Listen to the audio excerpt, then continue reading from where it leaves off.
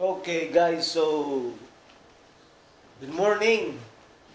So let me check this one. So ngayong linggo, Sunday ngayon, guys, no? October 2022. So pag-usapan natin yung regarding sa Israel and the Palestinian Hamas. Okay?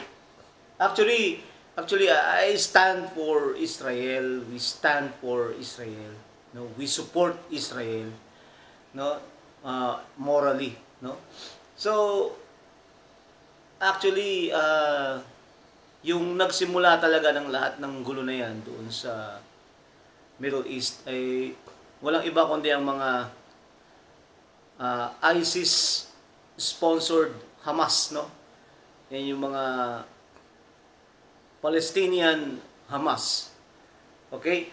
And the thing is, yung location na yan kasi, guys, dyan yan sa may Gaza Strip. No?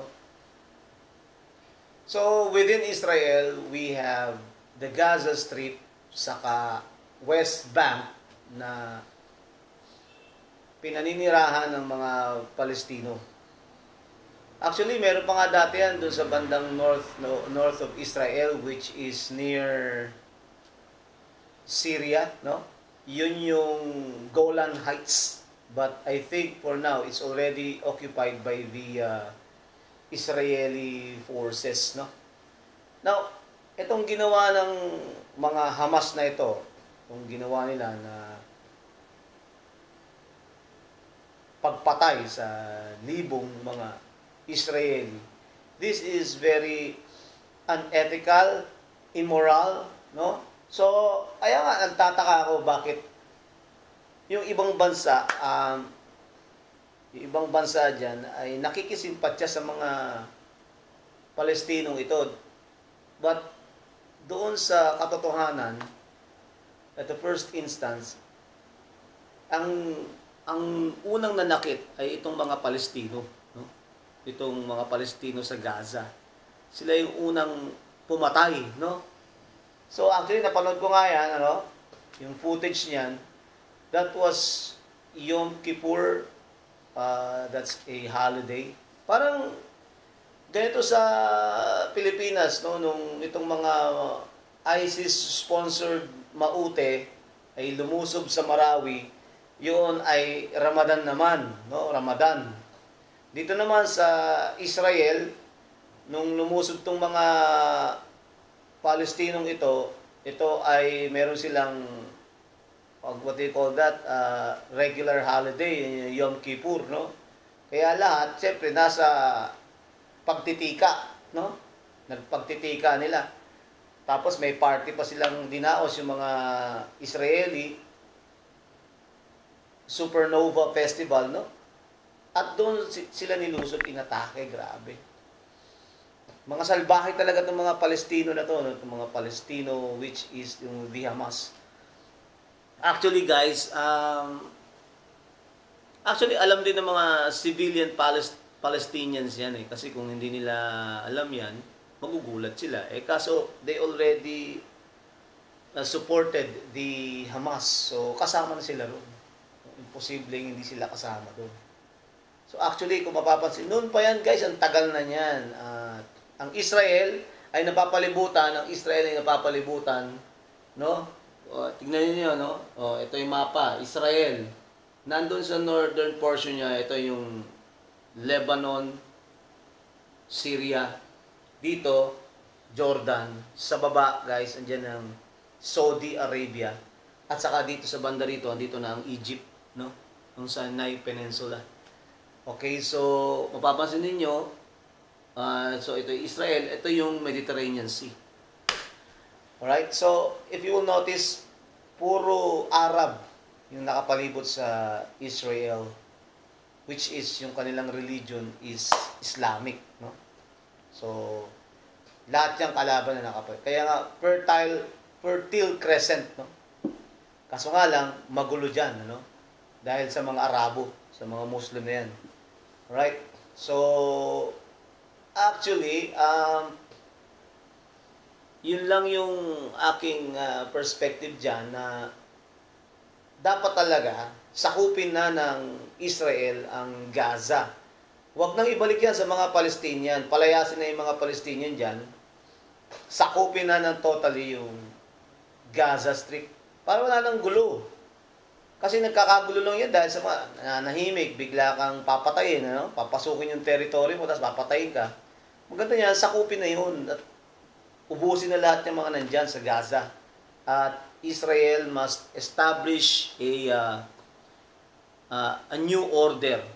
A government which is administered by Prime Minister Benjamin Netanyahu as well as the President of Israel. No?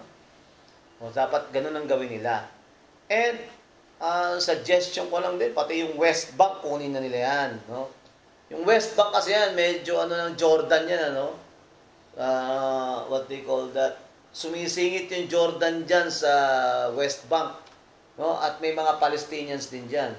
No? Kasi may mga sarili-sariling interest yan. Yung Jordan, may sariling interest yan.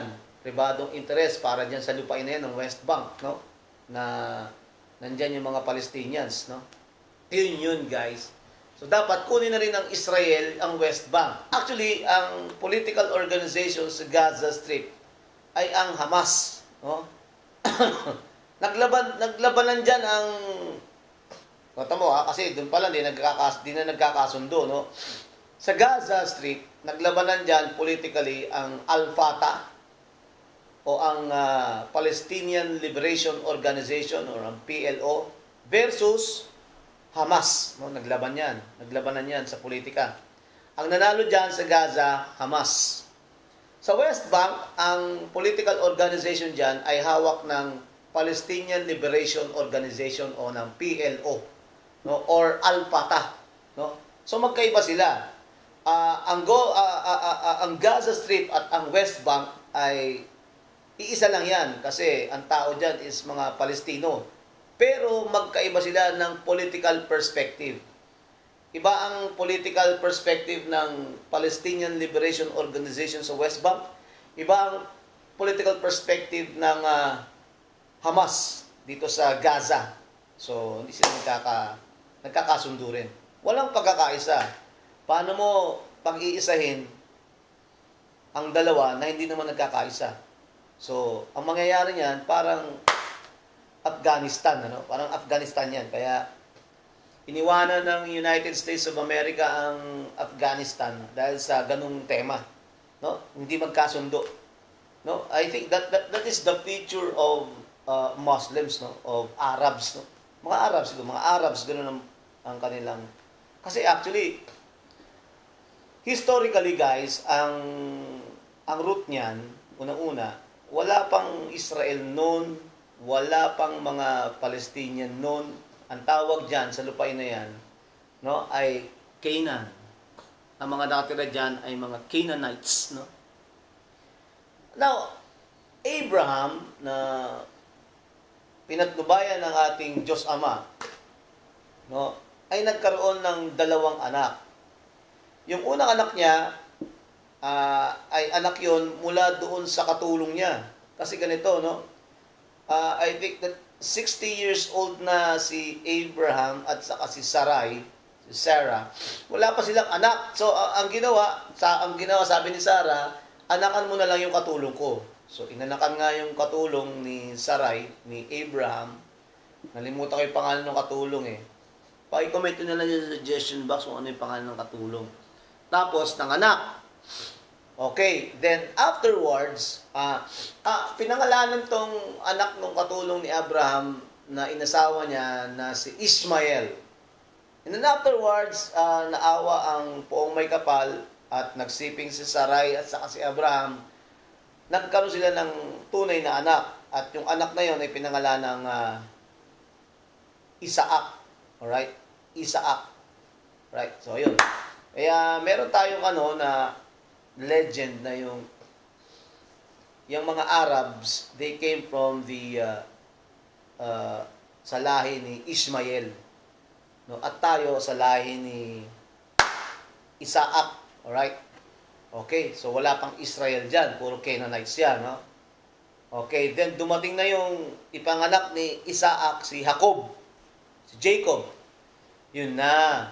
So kaya nangyari yung Israel, ganito yan. Yung nakatulog si Jacob at nanaginip na nakikipagbuno siya sa poong may kapal, and then afterwards nanalo siya at napagtagumpayan niya yung struggle. Tinawag siya ng poong may kapal na Israel. Right? Simula ngayon, ang sabi ng ating poong may kapal kay Jacob, hindi na Jacob ang pangalan mo. Ang pangalan mo na ngayon ay Israel, at sa iyo manggagaling ang 12 tribo ng Israel. Alright? The 12 tribes of Israel kay Jacob. Alright? So, doon nagsimula lahat. Alright? So, Israel na. So, yun na, doon na nagsimula ang bayan ng ating minamahal na Diyos Ama. Okay? And so forth. Ngayon, kung pag-usapan natin yung Palestine, kasi actually, yung Palestine na yan, unang-una dati yan, it came from the Philistines, no? Yung Philistines na yan, dyan ang galing si Goliath, no? Mga Arabs na yan. Dyan ang galing si Goliath. So, lahi nila yung mga talaga mga barbaro, no? Barbaric. Kaya ganyan na sila kung pumatay. So, then afterwards, ang nagbigay ng katawagang Palestino dyan ay yung itong mga mananakop na ito. Itong mga British. And then afterwards ay ginawang bansa, no, ang Israel ng Great Britain. Alright? And kinilala ng United Nations. So, yan ang Israel. Alright? Israel. But this Palestinian civilization, tong Palestinian people, ay watak-watak sila eh. They do not unite. They do not unite. Right? Kaya nga sabi ko, dapat para matahimik sa Israel, dapat sakupin na yung Gaza at West Bank. Kunin na lahat yan. No? At bigyan na lang ng isang isla yung mga Palestinians na yan. No? Para magkasundo sa United Nations. Ibigay lahat yan sa Israel. Yung lupang pangako na yan. Before I forgot. Yung Israel pala, guys, bago yan, yung lupain ng Israel na yan, ang tawag dyan, before Israel, ang tawag dyan, Judea. Right? Judea. Right? Yun yung pangalan niya. So, kinalaon na naging Israel na. Okay? So, actually, daming issues dyan. Isa pa pala, yung issue ng Rafah crossing, no? Yung Rafah crossing na binuksan ngayon, pwedeng, kasi yung Rafah crossing, yan yung naghahati sa Egypt at sa Gaza, no? Yung boundary na yan. So, gustong tumawid ng mga refugees doon sa Egypt, pero hindi pwede. Ayaw payagan ng Egypt kasi baka madamay sila sa wrath of Israel, the wrath of God. Baka madamay sila pag bubombahin yung syudad nila. So ngayon, ang pinapasok lang dyan sa Rafah crossing ay yung mga humanitarian aid, mga pagkain. Actually, yung Rafah, binobomba na rin ng Israel yan. Ano? Binobomba na. Kasi yung mga Palestinian Hamas na yan, they are very inhumane. Hindi sila makatao. 40 baby ang ginilitan nila ng leeg, guys. 40 babies, no? Beheaded ng mga Palestinian Hamas na yan. At yung mga bata, the children, pinagpapatay din nila, no? Aged 1, 2, 3, 4, 5, 6, 7 to 14 years old, 18, 19, pinagpapatay ng mga Palestinian Hamas na yan. Right? And as of from now, meron pa silang mga hostages. Isipin nyo kung sino yung mga kinakampihan nyo. No? Mag-aral kayo. Sila ang nauna dyan na maghasik ng kaguluhan. Alright? Parang kumakain kayo ng pamilya mo, bigla kang papasukin sa bahay at pagbababariling kayo. Yan ang mga Palestino. No? Yan yung mga yan. So, kaya dapat sana, mabura na yan. Ano? Mabura sila ng Israel. Kasi, hindi titigil yung mga yan hanggat nandiyan yan. Alright? Kaya natandaan ko yung sa sita sa Bible na pag nilusob niya yan, no, nalimutan ko sa sitas yung guys, no? Sa ano yun nila, I think sa Torah, no, nila Moses, na sa book ni Moses, na pag nilusob niya yung bayan na yan, wala kayong ititira mula pagkasanggol, bata, babae, lalaki, bata, matanda, lahat papatayin, no? Yun eh, yung panahon nila Moises, no? Nung nag-struggle sila. Actually, sa ngayon, pwedeng i-apply ng Israelian, ano? Kasi wala, talagang masasamang tao yan. Ang dami na. Kamukha sa Pilipinas, no?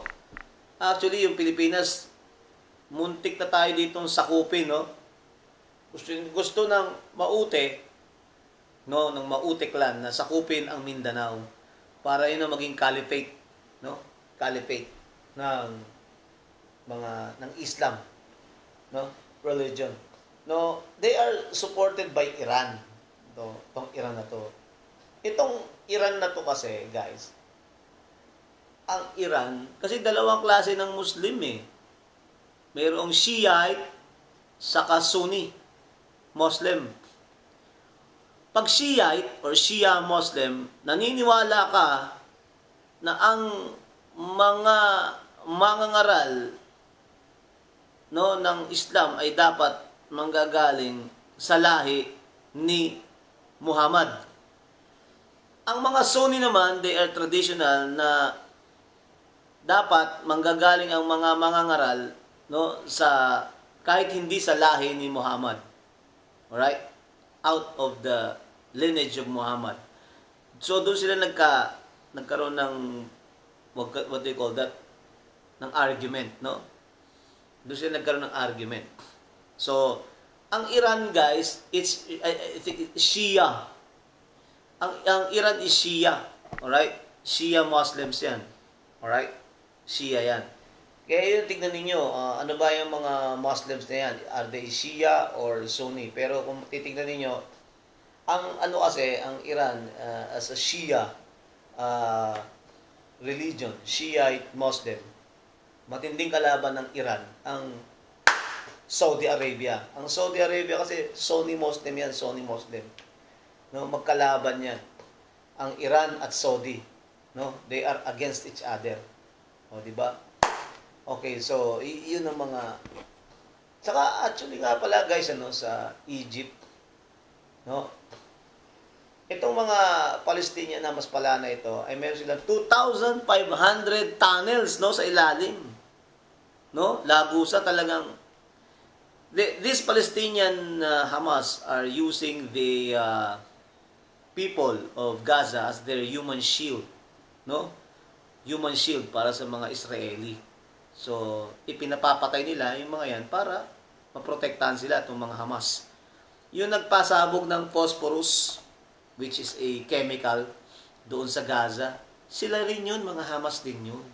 Pinapalabas lang nila na Israel ang nagpasabog para mapasama ang Israel sa mata ng buong mundo. Ano pa? Yung pagbomba sa hospital, when they bombed the hospital, there is no evidence na the hospital had been bombed by the Israelis because they're going to use a rocket, no? Dapat sa bubong yan. Malinis yung bubong, guys, eh. Ang sabog sa ilalim.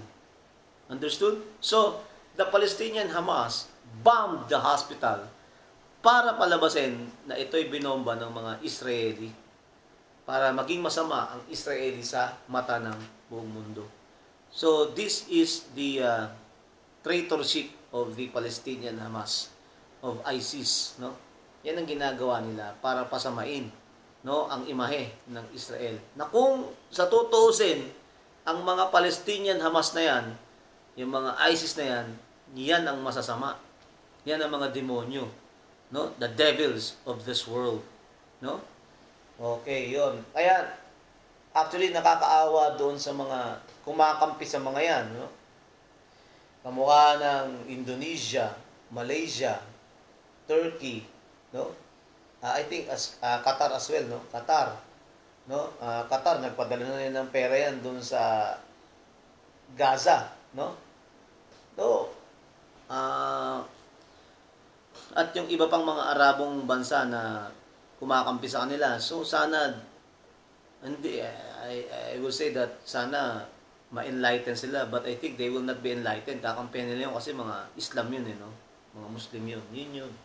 So, I hope and we pray for the triumph of Israel, no? And we God bless the United States of America, the European Union, sa pangunguna ng United Kingdom of Great Britain, no? Upang suportahan natin ang lupang pangako ng Israel, ang bayan ng Diyos, no? Walang iba kundi ang Israel, no? Kaya ayun. So before you try to decide kung kanino ka papanig, pag-aralan mo mabuti, no? Especially in the biblical proportion. Alright? So if you have any comments or suggestions, write it down below para masagot natin. Okay? But we stand for Israel. The Philippines stands for Israel. Nothing else. Alright? Kaya nga, di ba, nung mga ISIS na yan, yung mga ISIS ng Iran na yan, sinalakay ang Marawi. Bababagsakin ng Marawi. Hindi ito pumayag si President Duterte. So, President Duterte ordered na patayin lahat ng mga yan. No, yung mga ISIS na yan, walang bubuhayin. Ganon din yan sa kay Prime Minister Benjamin Netanyahu. No? Papatayin niya, walang bubuhayin yan. And establish a new order under the regime of the administration of Israel. Right? That's it. Okay. Kaya naisip ko, bilhin nyo, patayin ng mga terorista na yan, ano? Patayin yung mga bata, matatanda, ginahasa yung mga babae, no? Pinagpapatay yung mga kalalakihan. Isipin nyo, diyan pa kayo nakikisimpatya, no? Katarantaduhan yan. Yung mga yan, yung Palestinian Hamas, they are the disciples of devil. They are disciples of the demons, no? Disciple of Satan. Yan yung mga Palestinian Hamas na yan. Lahat ng Palestinians, no? All of them. Particularly Gaza and the West Bank. Yun yun.